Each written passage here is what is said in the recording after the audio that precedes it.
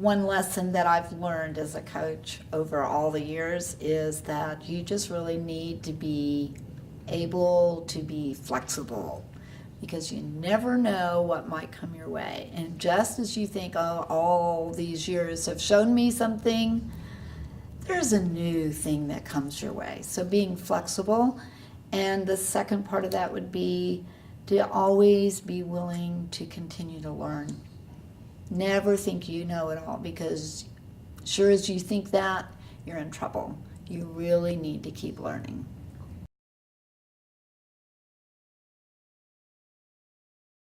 The advice I would give other coaches is to never lose your passion, to always have that infectious love that drew you to this activity in the first place. And if you see that it starts to drag, get yourself to a place, be with other people that still have that passion that you love that brought you to this in the first place. Go back to that fountain, drink another glass of passion, and get back out there and share that, because it's your passion and your infectious nature that you're going to bring to your kids. And that's what's going to get them to also go to that fountain and continue their passion.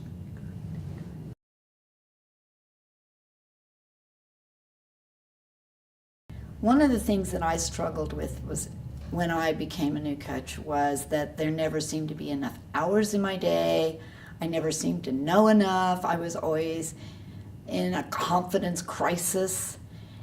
And what I would tell you as a new coach is that you will always be in a confidence crisis in a way. We never, ever, no matter whether you've been coaching a year, a day, or 50 years, ever feel like you know enough. It's okay. It's okay. You need to trust that you have what it takes, because you have the passion. You want to share because you believe in what this activity can do for kids. And that's the most important thing. Believe in yourself. Whatever you do is right, because you love what you do.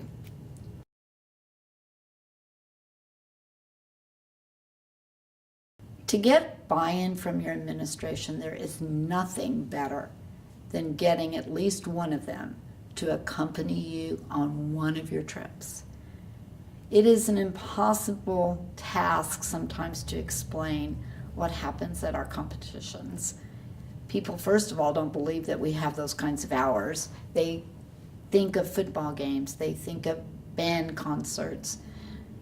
Nothing reaches an administrator more than for them to go to a competition and see multitudes of young people in suits, in dress clothes, talking to walls, being industrious, doing their duos and their pops and their warm-ups. And the administrator walks away going, that's what you do every weekend. It's amazing. And then get them to a round. Take them, if you have a time off, to a round, and then talk to them about the round afterwards. Nothing works better.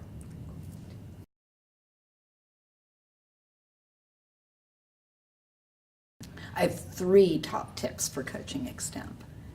The first one is read, read, read. The second is listen, listen, listen. And the third is speak, speak, speak. Nothing works better. You've got to get your kids, first of all, to start reading. Read the paper, read the magazines, read the foreign press as well as the U.S. press. Read the conservative press, the moderate press, the liberal press, and then listen to the news. I love NPR. I'm sorry, I don't mean to be a commercial, but I love NPR. They have the most wonderful analysis. Get your kids to listen, or go online and read the transcripts. And then nothing more than speak, and then speak some more, and then speak some more.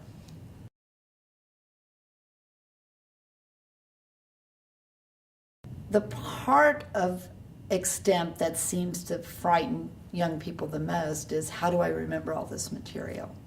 And what I always told my kids was, if you wait till the tournament, you have waited far too long. We all know that we can speak with ease on topics that we're comfortable with. So the biggest thing for an extemper to do is to start becoming comfortable with what's happening in the news. So when they read an article and when they listen to a television report or a radio report, they should start asking themselves about those reports, what questions will these answer for me? And then they are better able to incorporate, because you know something, you don't have to read that, what I call the mental blackboard. You're able to speak from your heart, and it comes out naturally. And that's what extemp is all about.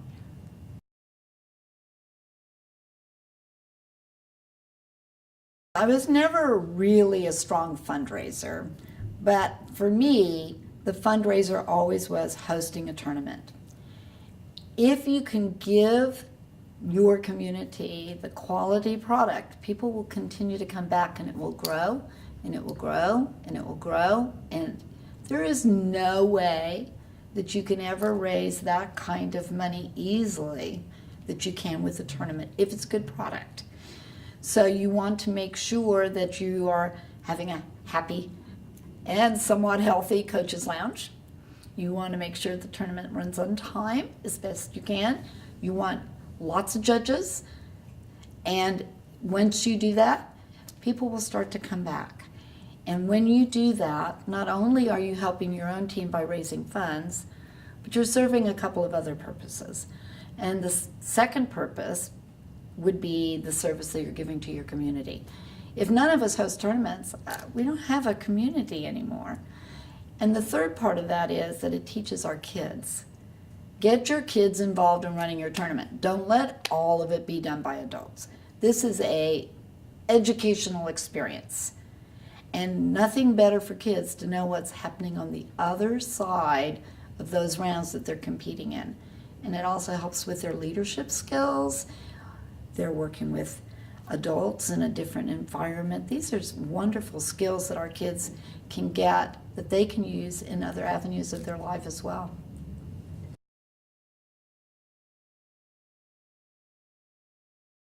There are two, and they're both very related. One was a well-known success, and the other one was a very personal success. And it both had to do with both young women overcoming an incredible lack of confidence in themselves. The first one was when I was at Clark High School, and I had a young woman who loved the activity, but she never broke. She loved extemp. Oh my gosh, she loved extemp. And she loved the team. And for 4 years, this young woman went to a tournament after tournament after tournament, did her 1 or 2 rounds of prelims, and then would stay and support her team. Her last tournament, her senior year, she broke to the semifinal round. And I just cried. It was just one of those moments. It was like Carmen was finally able to walk away with a success for herself, and she beamed. The second one is another young woman, but she was far more successful, and a lot of people knew this young woman. Her name was Karis. Karis had everything going for her. She was such a wonderful young woman. Oh my God. But she didn't ever really believe totally in herself. Always in the back of her mind was, I can't do this, or someone's better, or whatever. In her senior year, she qualified to go to nationals. We were ecstatic. And then she went through the prelims, and she had 8 ballots, so she had to go to the debate-off. And her mom was with us that year. It was in North Carolina. All the way from the hotel to that debate-off round, Karis sobbed in the back seat. Sobbed. Her mother couldn't stop it. I couldn't stop it. She just cried. I'm a failure. I'm a failure. I'm a failure. I knew she was going to lose that round. I was like, she's just crying. I don't know how to make it stop. She went into the round. Her mom and I paced. She came out of the round an entirely different child and she went on to be in the final round that year. And that was that twist, that grasp of confidence. It wasn't her being in the final round that was my greatest success. It was that Karis finally believed in herself.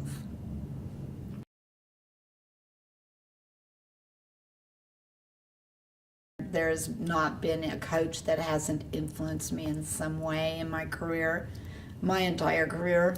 Sometimes it was extraordinary influence, sometimes it was just daily influence, sometimes it was maybe an influence I didn't always want to follow. But the community as a whole for me has been incredibly influential in my career, my friendships, my family.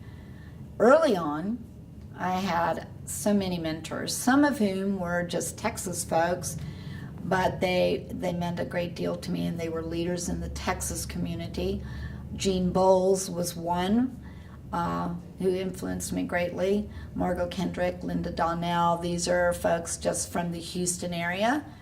Then when I started growing up a little bit, I met Lanny Neglin and BJ Neglin, and they were amazing influences. And then a little bit later, there was Mr. Sadako, who was not only just a mentor, but an incredible dear man that was gruff on the outside and very much a bear on the inside, and huggy kind of bear, not the growly kind of bear, although that's what most people think of Richard, as growly, but he wasn't. He was just a marshmallow inside. Carmondale Fernandez, my first nationals, made me feel so welcome, and I felt so alone as a very young coach at my first nationals. And I will always remember Carmondale coming up to me in Kansas City and welcoming me and helping me. Gosh, you know, I hesitate to limit. I hesitate to limit. When I first got on the board, there was Frank Safira and Donis Roberts and Roger Brannon, and I'm leaving people out, and I don't want to do that because my life has been fortunate and blessed.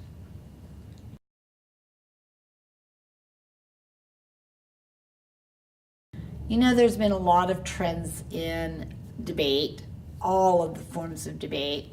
One trend that my students will tell you clearly I've resisted over the years is this rapid speaking that seems to occur. I fought it. That's not how we speak in real life. We're not going to be auctioneers. I want them to be able to articulate their incredible arguments in a way that people can really listen to. So I fought speak, but I've lost that battle. And we all know that I've lost that battle.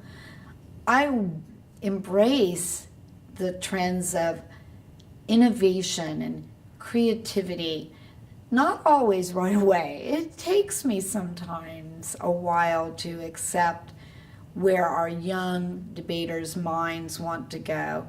I get that you can only, for example, in Lincoln Douglas debate social contract theory for so long before, if you're a third or fourth year LDer, social contract is not what you want to debate for 4 years. So I understand that innovation. I mean, that's what we're training them to do, is to be problem solvers and to move.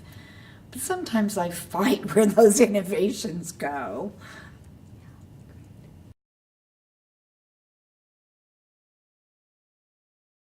The proudest moment as a board member is not anything that anybody's going to read about in a rostrum. The proudest moment for me as a board member is when I welcome a new coach and they get excited about this activity. When I welcome a new coach at the national tournament and they feel like now they're more embraced by our community, that's what I find the most memorable moment of being a board member.